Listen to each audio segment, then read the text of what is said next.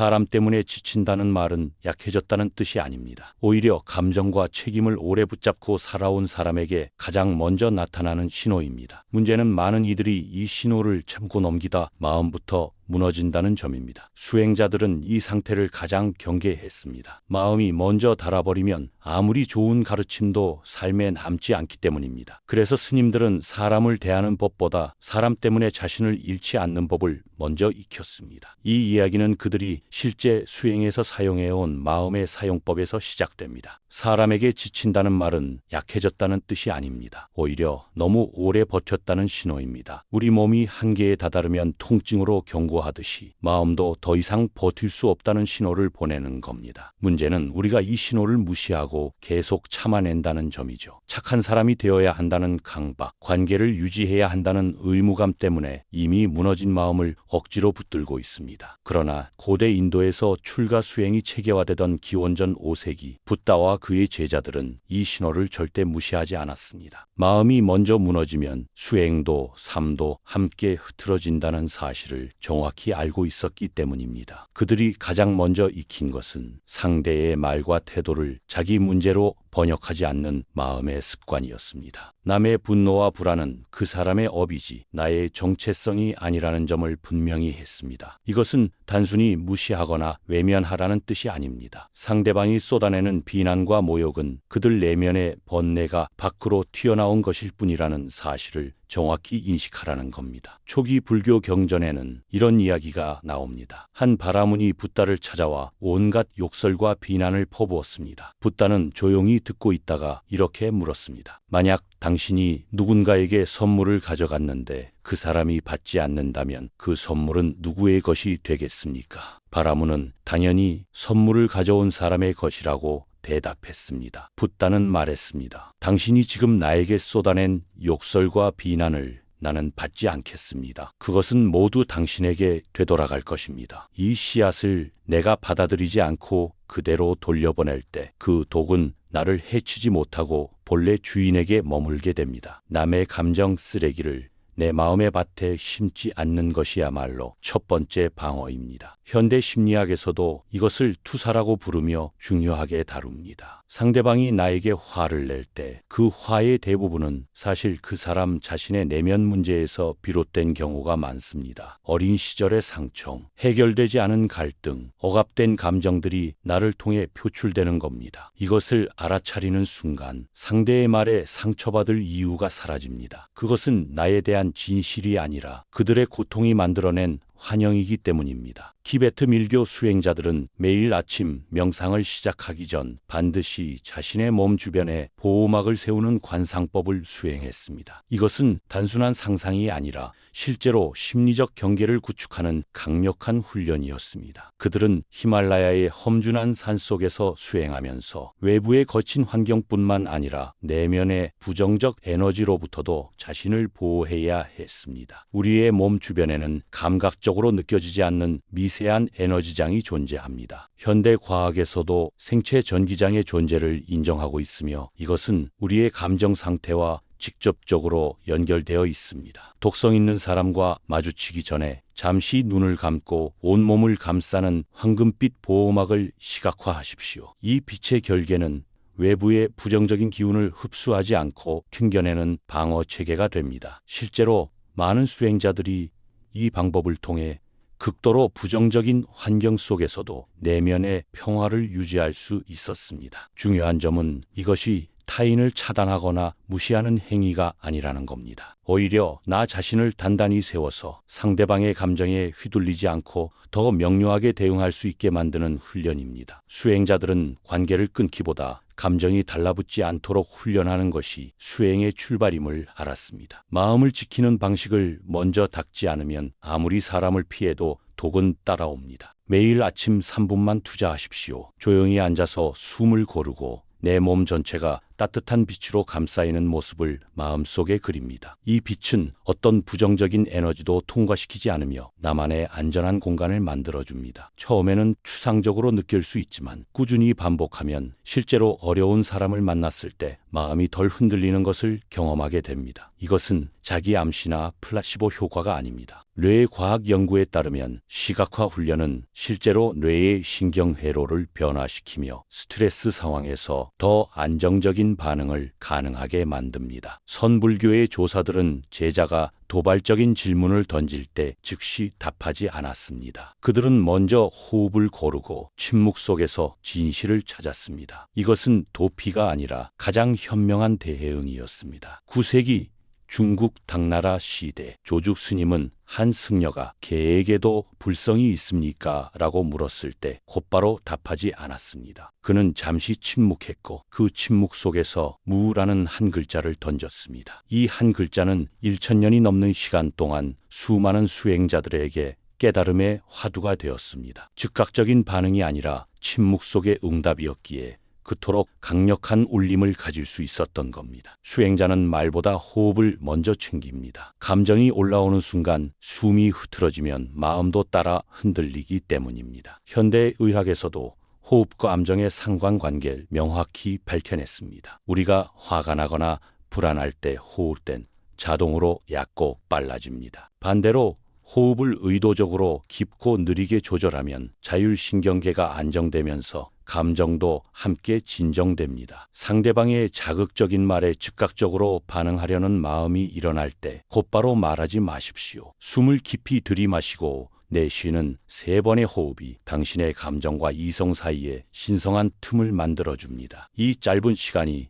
모든 것을 바꿉니다. 분노에 휩싸여 내뱉은 말은 되돌릴 수 없지만 호흡 3번으로 만든 공간 속에서는 전혀 다른 선택이 가능해집니다. 그 짧은 침묵 속에서 우리는 분노가 아닌 평온함으로 대처할 힘을 얻게 됩니다. 대답하지 않는 것이 때로는 가장 강력한 대답입니다. 상대방이 기대하는 반응을 주지 않을 때 그들의 공격은 힘을 잃습니다. 마치 공중에 던진 공이 아무도 받아주지 않아 그대로 땅에 떨어지는 것처럼 말입니다. 호흡 3번이면 충분합니다. 그 틈에서 당신은 감정의 노예가 아닌 주인으로 서게 됩니다. 초기 불교 경전인 상유따 니까야에는 이런 구절이 있습니다. 자신을 먼저 사랑하지 못하는 자는 남도 사랑할 수 없다. 이것은 이기심을 말하는 것이 아니라 자기 보호의 필요성을 강조한 가르침입니다. 2500년 전 인도 사회에서도 이미 자기 희생을 미덕으로 여기는 문화가 있었습니다. 특히 카스트 제도 아래에서 하층민들은 상층민에게 무조건적으로 복종해야 했고 여성들은 가부장제 속에서 자신의 욕구를 표현할 권리조차 없었습니다. 붓다는 이런 사회 구조 속에서 자기 자비의 중요성을 강조했습니다. 스님들은 자비와 순응을 혼동하지 않았습니다. 할 수 없는 일에 고개를 젓는 행위는 무례가 아니라 스스로를 해치지 않겠다는 서원에 가까웠습니다. 우리는 착한 사람이 되기 위해 하기 싫은 일에도 예라고 대답하며 스스로를 고갈시킵니다. 한국 사회에서 특히 이 문제는 심각합니다. 눈치 문화, 체면 문화 속에서 거절은 곧 이기적인 행동으로 낙인 찍히기 쉽습니다. 그래서 우리는 내 몸과 마음이 비명을 지르는데도 웃으며 예라고 말합니다. 불교의 자비는 남에게만 베푸는 것이 아닙니다. 단호하게 아니요 라고 말하는 것이야말로 자신을 향한 가장 큰 자비의 행위입니다. 거절은 이기심이 아닙니다. 오히려 내가 온전해야 남도 제대로 도울 수 있다는 사실을 아는 지혜입니다. 비행기 안전수칙을 떠올려 보십시오. 비상 상황에서 산소 마스크가 내려오면 반드시 자신이 먼저 착용한 후에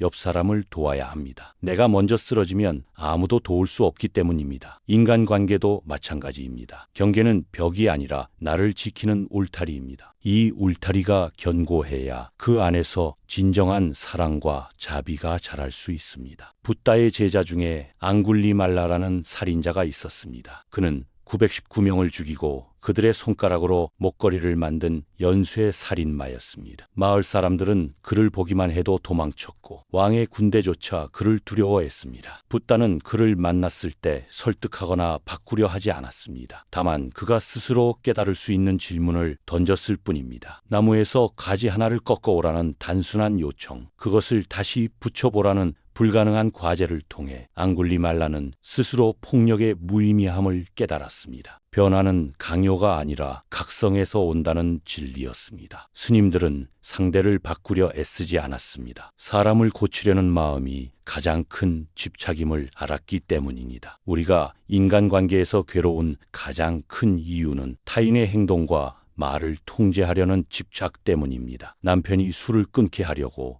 부모님이 생각을 바꾸시게 하려고, 상사가 인정해 주기를 바라며 우리는 헛된 에너지를 소진합니다. 문제는 이 모든 노력이 결국 실패로 끝난다는 점입니다. 사람은 스스로 깨닫기 전까지는 절대 변하지 않습니다. 아무리 좋은 조언을 해도, 아무리 간절히 바라도 본인이 변화의 필요성을 느끼지 못하면 한치도 움직이지 않습니다. 심리학자들은 이것을 변화 준비도라고 부릅니다. 변화의 단계는 총 5가지인데 문제를 인식조차 하지 못하는 전숙고 단계에서 실제 행동을 바꾸는 행동 단계까지 가려면 본인의 각성이 필수적입니다. 외부에서 아무리 밀어붙여도 그 사람이 준비되지 않았다면 변화는 일어나지 않습니다. 오히려 강요는 저항만 키울 뿐입니다. 그들을 변화시키려는 모든 노력을 멈추고 그 에너지를 온전히 나 자신의 평화를 구축하는 데 사용하십시오. 이것이 득도의 시작입니다. 타인을 바꾸려는 순간 나는 고통의 늪에 빠집니다. 왜냐하면 그것은 내가 통제할 수 없는 영역이기 때문입니다. 우리가 통제할 수 있는 것은 오직 2가지뿐입니다. 나 자신의 선택과 나 자신의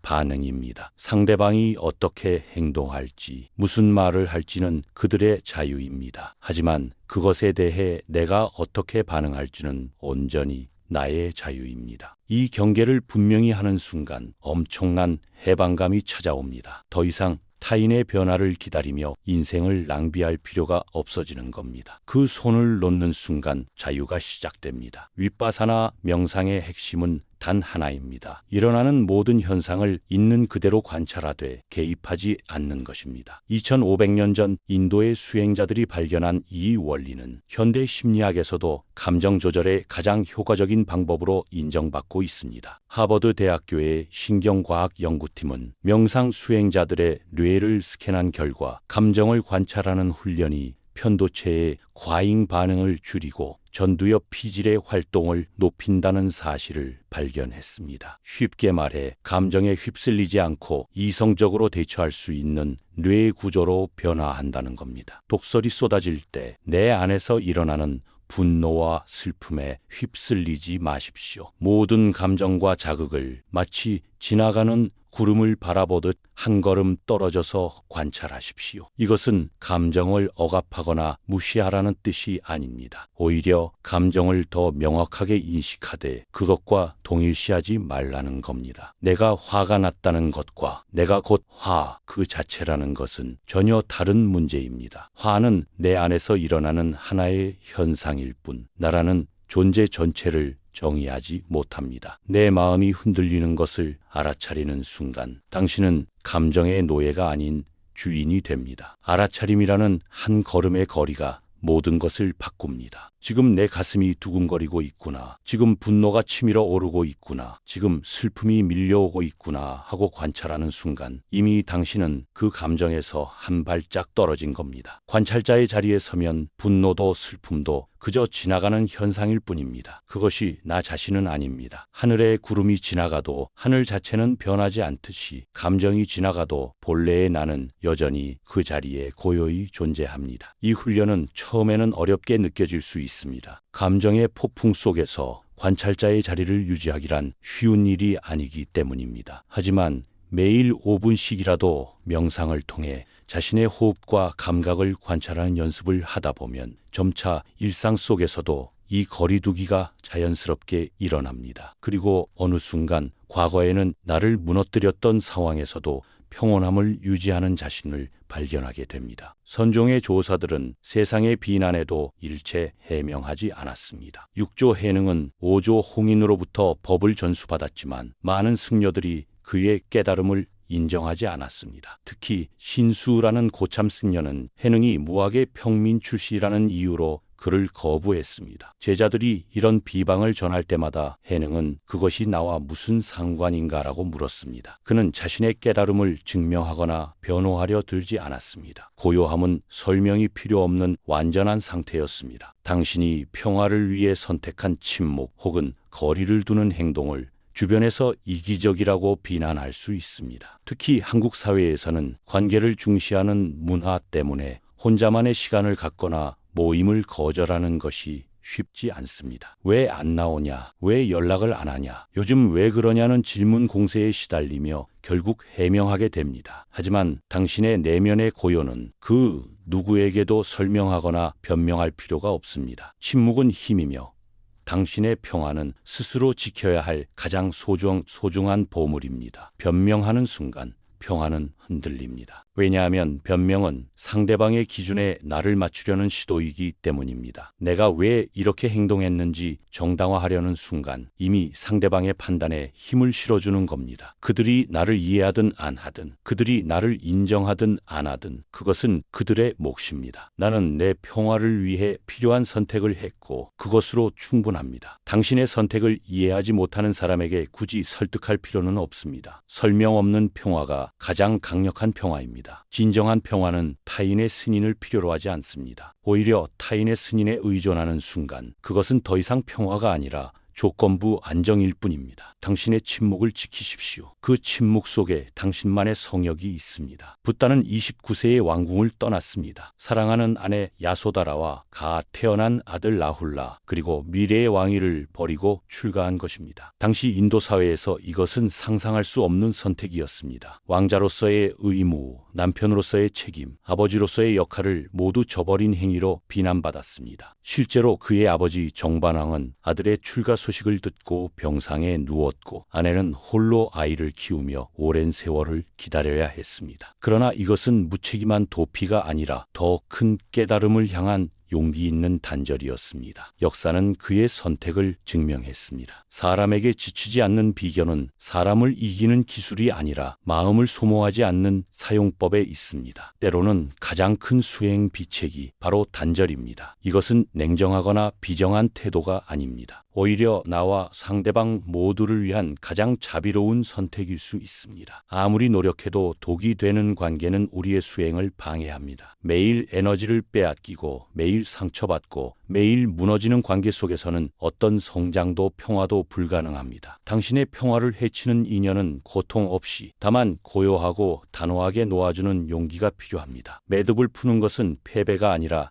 더 높은 단계로 올라가는 선택입니다. 산을 오를 때 무거운 짐은 내려놓아야 합니다. 아무리 소중해 보이는 물건이라도 그것이 등산을 방해한다면 과감히 버려야 정상에 오를 수 있습니다. 인간관계도 마찬가지입니다. 독한 인연을 붙들고 있는 것이야말로 가장 큰 집착입니다. 많은 분들이 관계를 끊는 것에 죄책감을 느낍니다. 특히 가족이나 오랜 친구의 경우 더욱 그렇습니다. 하지만 생각해 보십시오. 그 관계가 당신을 병들게 하고 당신의 삶을 무너뜨리고 있다면 그것을 유지하는 것이 과연 옳은 일일까요? 때로는 거리를 두는 것이 서로에게 가장 좋은 선물이 될 수 있습니다. 당신이 건강해져야 언젠가 다시 만났을 때 더 나은 관계를 맺을 수도 있습니다. 놓아주십시오. 그 순간 당신의 진짜 수행이 시작됩니다. 용기 있는 단절이 평화로 가는 마지막 문입니다. 오늘 우리가 함께 나눈 지혜가 당신의 삶에 작은 등불이 되었기를 바랍니다. 우리의 진정한 평화와 자유는 먼 곳에 있지 않습니다. 바로 지금 이 순간의 알아차림 속에 있습니다. 오늘 하루도 당신의 내면 깊은 곳에 있는 고요함과 연결되는 시간을 가지십시오. 이 메시지가 당신에게 깨어있는 하루를 선물했다면 이 지혜를 잃어버린 누군가를 위해 영상을 공유해 주십시오. 저희 하루법문 채널 구독과 알림 설정은 당신의 꾸준한 성장과 깨어있는 삶을 위한 가장 쉬운 첫걸음입니다.